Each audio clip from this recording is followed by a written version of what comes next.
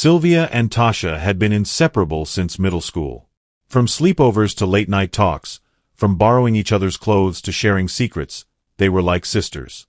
Everyone in their Maryland neighborhood called them the twins, even though Sylvia was dark-skinned with short curly hair while Tasha was lighter with long straight braids. They both dreamed of escaping the struggles of their small apartment lives and making it big someday.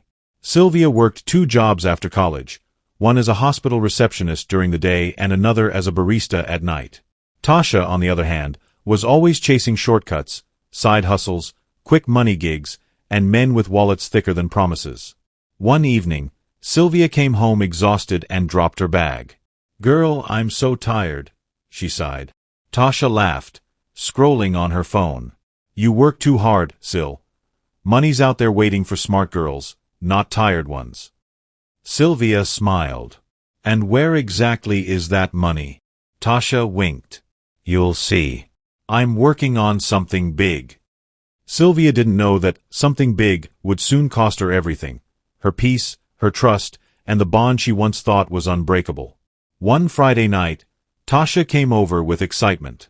"Sil, I met this investor, Marcus," she said. "He's starting a new business, real estate, luxury flips. He's looking for honest people to help manage clients' funds. I told him about you." Sylvia blinked. "Me? I'm not into business stuff." "Girl, stop selling yourself short," Tasha said. "You're smart and reliable. He needs someone to help with paperwork. He's paying real money, $5,000 a month." Sylvia hesitated. It sounded too good to be true. But Tasha's eyes gleamed with confidence. "Come on, bestie. Don't you trust me?" That line, "Don't you trust me?" echoed in Sylvia's heart. Of course, she trusted her. Tasha was family. By Monday, Sylvia found herself meeting Marcus, a tall, smooth-talking man in a black suit. He spoke politely, promised everything would be legal, and asked her to handle client transactions through her account, just for convenience. Sylvia agreed, against her quiet instinct. For the first 2 weeks, everything seemed fine. Sylvia received payments, signed documents, and sent funds to Marcus as instructed. Her account balance looked brighter than ever. She even started dreaming about paying off her mother's medical bills. "See?" Tasha teased over brunch. "Didn't I tell you? You worry too much." Sylvia grinned. "Maybe for once, you were right." But then, things changed.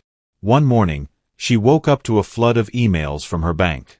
Account temporarily frozen due to suspicious activity. Her heart dropped. She tried calling Marcus. No answer. She tried Tasha. Voicemail. By noon, her phone rang. It was a federal investigator. "Ms. Sylvia Jenkins?" "Yes." "This is Agent Wilson. We need to discuss multiple wire transfers connected to a fraud investigation." Her hands shook. Fraud? There must be a mistake. But there wasn't. Someone had used her, and that someone was her best friend. After hours of questioning, Sylvia was released under supervision. Her savings were gone, her account frozen, and her reputation hanging by a thread. She rushed to Tasha's apartment, pounding on the door. "Tasha! Open this door." Silence. When Tasha finally opened, she acted calm. "Girl, why are you yelling?" "Why am I yelling? The FBI came to my house. They said Marcus and his partners scammed people, and I'm the one they traced it to." Tasha's expression shifted, guilt flickered, then vanished behind arrogance. "Sil, calm down. It's not that deep. It's just business." "Business? My life is falling apart." Sylvia cried. "You set me up." Tasha crossed her arms. "Nobody forced you to say yes. Don't blame me because you didn't read the fine print." That moment broke something inside Sylvia, the kind of pain words can't describe. She turned away, whispering through tears, "I thought we were sisters." Tasha shrugged. In this world, money talks louder than loyalty. The call from HR came at 8:12 a.m., just as Sylvia was stirring creamer into cheap instant coffee in her aunt's narrow kitchen. "Hi, Sylvia. Can you stop by the office at 10? The voice was careful, too careful. The kind people use when they've already decided. She knew what was coming before she saw the envelope. The receptionist at the hospital, who had once been everyone's rock, was suddenly a liability. The director didn't even make eye contact as he slid the paper across his desk. We value your contribution, but given the ongoing federal investigation, we have to place you on indefinite suspension, with the likelihood of termination. I didn't do it, Sylvia said softly. I didn't know. I'm sorry, he replied, as if an apology could pay rent or fix a name. When she got home, her phone vibrated with a message from her landlord. We can't have trouble here. You have 2 weeks to move out. 2 weeks. Like a countdown strapped to her chest. She sat on the floor of her bedroom, surrounded by framed memories. Graduation day with Tasha's arms around her waist. Her mother, grinning beneath a crooked church hat. A selfie in scrubs with a caption, "First day, let's heal somebody." She wanted to climb into the glass and pull those girls out, whisper, "Don't answer that call. Don't sign that form. Don't trust the friend whose smile is all glitter and glass." Her mother called that night, voice small. "Baby, is it true?" "Mama, I swear I didn't know. I was trying to do better. For us." A long breath crossed the line. "I raised you to move slow. Money that runs too fast will leave you behind." "I know." Tears soaked Sylvia's sleeve. "I just wanted to help. Come home if you need to. Pride don't pay bills." But home was already a trembling word. The floor beneath her life had unlatched. Everything slid. On day 13, she folded her scrubs into a suitcase she couldn't lift alone and texted her aunt in Baltimore. "Can I stay a while?" The reply came quick. "I have a couch. What I have is yours." So she left at dawn, the sky over the beltway the color of a faded bruise, and she did not look back at the apartment where trust had died. Aunt Renee's Baltimore row house was a rib cage of creaks and radiators. The living room window overlooked a mural of a black girl with sunflowers for hair. The paint glowed even on gray days. "You can stay as long as you need," Renee said, pressing a spare key into Sylvia's palm. "I know how it feels when life wrongs you in public." At the community center down the block, Sylvia asked if they needed volunteers. "I file well. And I can make a spreadsheet sing." "We need a lot more than singing spreadsheets," the director joked. "But yeah, we'd be lucky to have you." On Tuesdays, she handed out food boxes. On Thursdays, she sat with women who had questions about budgets and banking apps they didn't trust. On Saturdays, she swept the multipurpose room while the kids played pickup on the cracked blacktop. A slow dignity returned with every simple, useful task. That's where she met Jordan, a financial advisor who helped run money management workshops. He had a deliberate gentleness, like he knew the weight of wrong choices and didn't plan to add to it. "You're new," he said, setting down a box of binders. "Temporarily displaced enthusiast," she quipped. He laughed. "Enthusiasm looks good on you." Later, he found her in the office labeling folders. "You're precise," he said. "Precision feels like control," she answered without looking up. "Control's overrated," Jordan said. "But clarity, that's gold." After the workshop, he handed her a pamphlet he'd written, 10 questions to ask before money moves. "You don't need to read this," he said, "but it might feel good to know you already knew the answers." She read it on the bus back to Renee's. Each question felt like someone had finally turned the light on in a room she'd been stumbling through. Who benefits most? Why you? Why your account? What's the exit? What's the oversight? She circled a line in pen. If urgency is high and transparency is low, back away. She whispered into the bus window. I knew, but I wanted it to be easy." Grief washed over her again, not just for what Tasha did, but for the part of herself that ignored the pebble of doubt. Rebuilding wasn't just about money. It was about learning to listen to the quiet, stubborn voice that had tried to save her. The letter came without a return address, sliding across Aunt Renee's worn welcome mat like a flat white fish. Inside was a single sentence typed in blocky font. "Tasha is under investigation. They're coming for her next." Renee looked over her glasses. You okay? Is it wrong that I feel relieved? It's human, Renee said. Relief isn't revenge. It's air. 2 weeks later, Sylvia was scrolling the local news site at midnight when she saw Tasha's photo. The same graduation smile from their frame, but thinner, tighter. Arrest made in multi-state fraud scheme. The article listed counts: wire fraud, conspiracy, money laundering. Marcus was at large. Sylvia stared at the pixelated mugshot until the letters blurred. Her phone buzzed. Jordan. You see. How do you feel? Like a not let go. And also like I want to throw up. At the community center the next day, a woman whispered, Aren't you the girl from the story? Sylvia held her gaze. I'm the girl from a story. Not the end of it. She went home and sat at the tiny kitchen table with a legal pad. At the top she wrote, What I can fix. Beneath it, Tell the truth. Keep volunteering. Study for the certification. Pay what I owe, one bill at a time. Pray. Repeat. She taped the list to the fridge. It looked small against everything she'd lost, but it was hers. It didn't betray. It didn't lie. It was a bridge she could step on without fear of falling. The state attorney's office smelled like cold coffee and printer ink. A young assistant ushered Sylvia into a conference room with mauve chairs. Ms. Jenkins, thank you for coming. Your testimony establishes pattern and trust. It matters. I won't lie, Sylvia said. Even for justice. We don't want you to, the attorney replied. We want you to be you. On the morning of the hearing, Sylvia, dressed in a navy suit Aunt Renee had kept since her own court clerk days. It still fits, Renee said proudly. Take some steadiness with you. Courtrooms are built to make noise feel disrespectful. Shoes softened their steps. Paper whispered. When they led Tasha in, Sylvia's breath snagged. Gone was the Instagram glow, the soft sequins, the mocktails and rooftop pictures.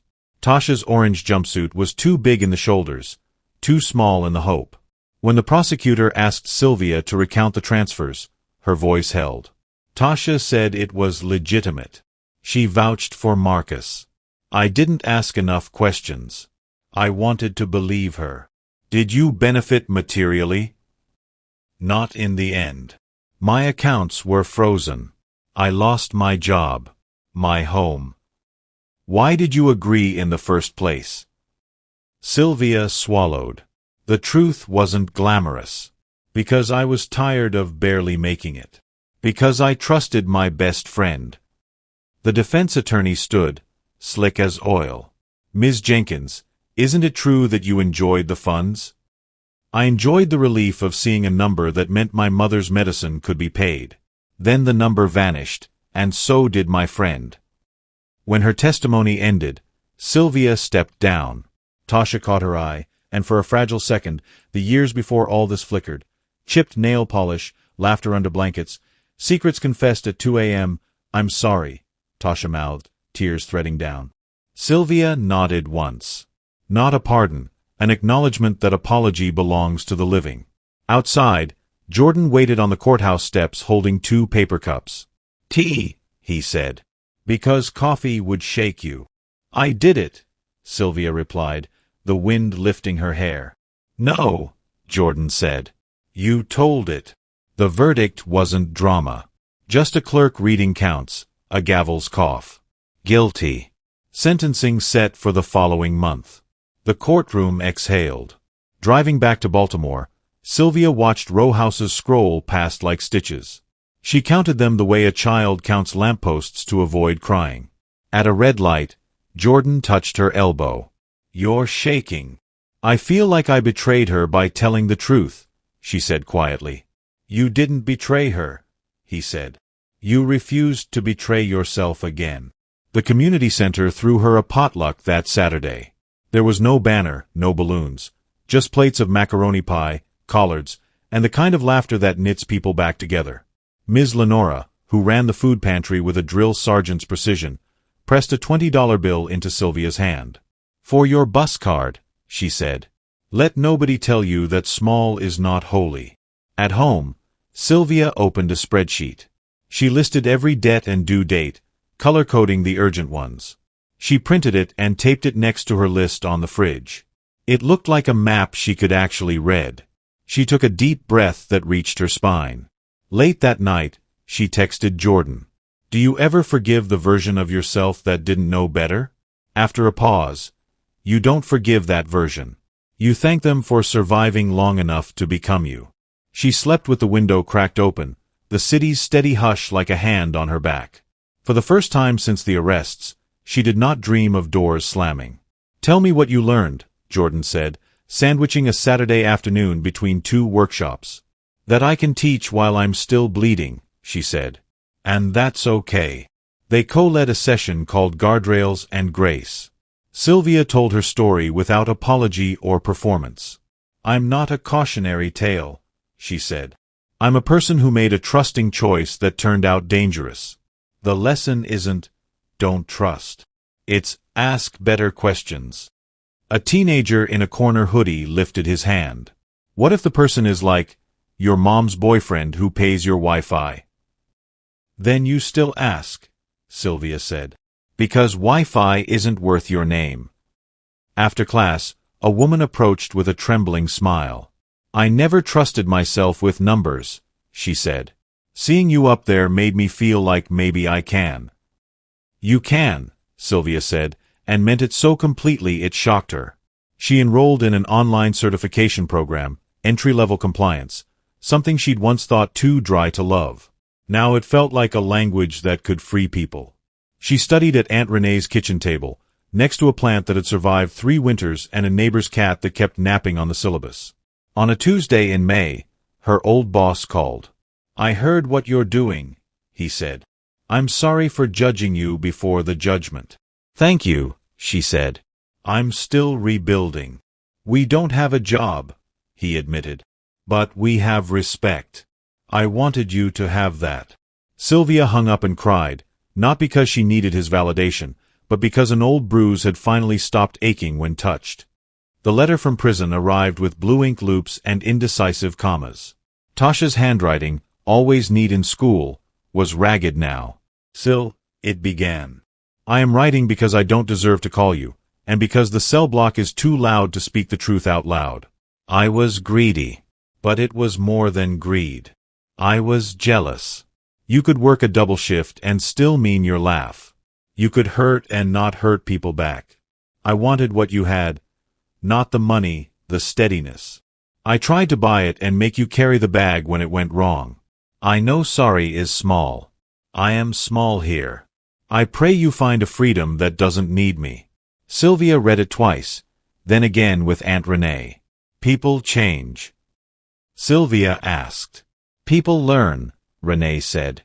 And learning's a kind of change. That night Sylvia lit a candle on the windowsill and wrote back, Tasha, thank you for telling the truth. I forgive you, not because it erases what happened, but because I deserve a life where this is not the center. I hope you build something honest with what's left. She sealed the envelope and felt something unclench. Forgiveness, she realized, wasn't an unbroken hymn. It was a practice. Some days she'd sing it, other days she'd hum a bar and rest.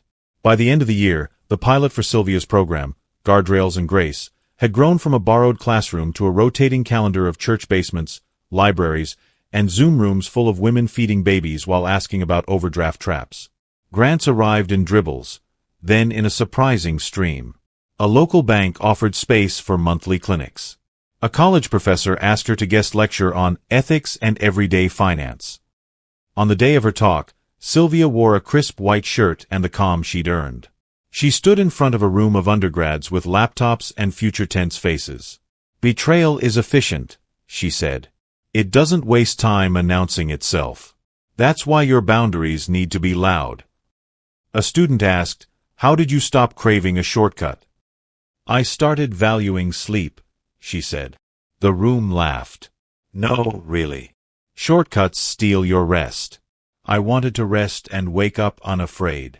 After the talk, Jordan took her out for pho and slid a small velvet box across the table.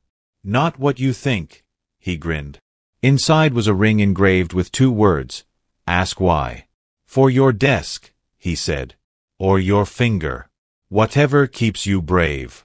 She slipped it on. "It fits," she whispered. "So does your life," he answered. When the text came, "I'm out. Can we talk?" Tasha, Sylvia stared at it until the words lost shape. She typed yes and deleted it. She typed no and deleted that too. Finally, public place. Daylight. They met in a small cafe with chipped mugs and a barista who seemed to know when not to hover. Tasha stood when Sylvia entered, a careful smile that didn't presume belonging. Prison had sanded her edges. She looked like a person who'd learned the texture of consequences. "I didn't know if you'd come," Tasha said. "I didn't know if I'd stay," Sylvia replied, taking a seat. They talked. Not like before, not the easy spilling of inside jokes and fashion tips, but like 2 people building a bridge from opposite shores. Tasha told her about GED classes and a librarian who smuggled poetry to her. She'd written out budgets by hand for women who'd never had one. She'd learned to be okay with apologizing more than once. "I want to pay you back," Tasha said, sliding a folded paper across the table. "It's a plan. It'll take time. But time is honest. I can do honest now." Sylvia scanned the page. Small numbers, realistic columns. The old Tasha would have added zeros that didn't exist. This one had erased them, and somehow that made the paper glow. "I forgive you," Sylvia said quietly. Tasha's breath stuttered. "I don't know what to do with that." "Live like you earned it," Sylvia said, "even if it takes your whole life." They hugged in that awkward way people do when they're not sure which history they're holding. When they parted, neither promised brunch, vacations, or birthdays. They promised silence where needed, distance where healthy, and truth as the only common language. Forgiveness didn't make Sylvia sentimental. She didn't scroll Tasha's new posts or check in on mutual friends to see if they were team reconciliation. The culture loved a reunion montage. Sylvia loved her peace. She and Jordan moved into a 1-bedroom with sunlight that looked like it believed in them. The lease had both their names. The key clicked in a lock that felt like safety, not secrecy. On Sundays they walked the farmer's market, buying too many peaches and folding chairs for block concerts. Sometimes they didn't talk about anything consequential, and the silence made her cry from gratitude. At Guardrails and Grace, she trained new facilitators. The orientation had a mantra. 1. We don't shame. We don't rush. We don't promise miracles. We practice math. We honor the wisdom in the room. She kept the ring that said "Ask Why" on a thin chain during workshops, touching it when a question felt hard. Her voice didn't tremble anymore when she said, "No," or "Not yet," or "Prove it." One afternoon, after a session at a church in Prince George's County, a woman in her 50s stayed behind. "My sister stole my disability check last year," she said, eyes shining. "I thought forgiving her meant letting her watch my kids again. Your words freed me. I can forgive and still say, 'Not in my house.' Thank you." Walking to the car, Sylvia squeezed Jordan's hand. "What?" he asked. "I just felt something old leave," she said. Like it finally got tired of being heavy. On a crisp October morning in 2028, Sylvia stood at the podium of a Maryland University auditorium, now as keynote for a statewide ethics summit. The program listed her as founder, Guardrails and Grace, compliance educator, advocate. Titles she hadn't chased, only earned by walking. She glanced at her notes and set them aside. "Let me tell you about 2 girls," she began. "They were raised on clearance sales and big dreams. One worked until her bones hummed. The other wanted the elevator when the stairs were all there was. They loved each other. Then money asked them to choose." She told the story the way a person tells a recipe to someone who's already eaten, not every detail, but enough to taste the lesson. She described the email alerts, the courtroom light, the apology that arrived on blue-ruled paper. She talked about building a life where sound sleep was her favorite luxury. "Sometimes, the people you'd take a bullet for hand you the gun," she said gently. The room held its breath. "If that happens, put it down. Walk away." Heal the hole it made and learn to ask for metal detectors at your door. A student asked, "Are you two friends again?" "We're two people who survived the same fire," Sylvia said. "We don't share a house. But from far apart, we pass each other water."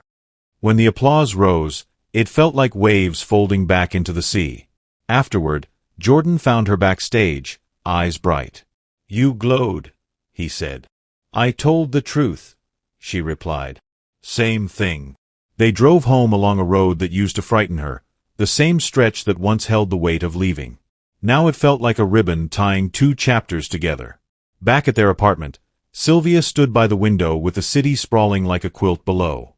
She slid the Ask Why ring onto her finger and opened a fresh notebook. At the top of the first page she wrote, "What I will build next." Beneath it, a scholarship fund for women who've lost jobs to someone else's crime. A guide for families on safe lending between loved ones.